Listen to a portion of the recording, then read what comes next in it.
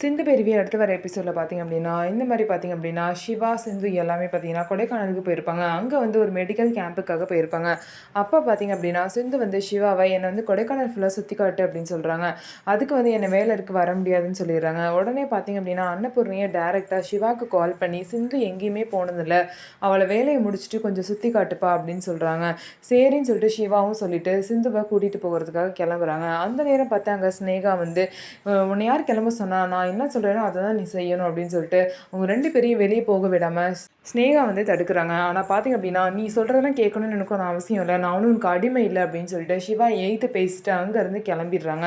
இன்னொரு சைடு பார்த்திங்க அப்படின்னா பைரவி வந்து அவ்வளோ பெரிய மிகப்பெரிய விஷயத்த பண்ணி நைட்டில் எல்லாத்தையும் பார்த்திங்கன்னா அறுவடை செஞ்சு புயல்லேருந்து எல்லா கரும்பு வாழையும் காப்பாற்றிருப்பாங்க. இதனால் பார்த்திங்க அப்படின்னா ஆறுமுகத்துக்கு எந்த ஒரு நஷ்டமும் ஆகாமல் எல்லாமே நல்லபடியாக முடிஞ்சிருக்கும். இதனால் ஆறுமுகம் பார்த்திங்கன்னா பைரவிக்கு கோல்டு ரிங்கு வாங்கி கொடுத்து ஐ லவ் யூன்னு சொல்லுவாங்க.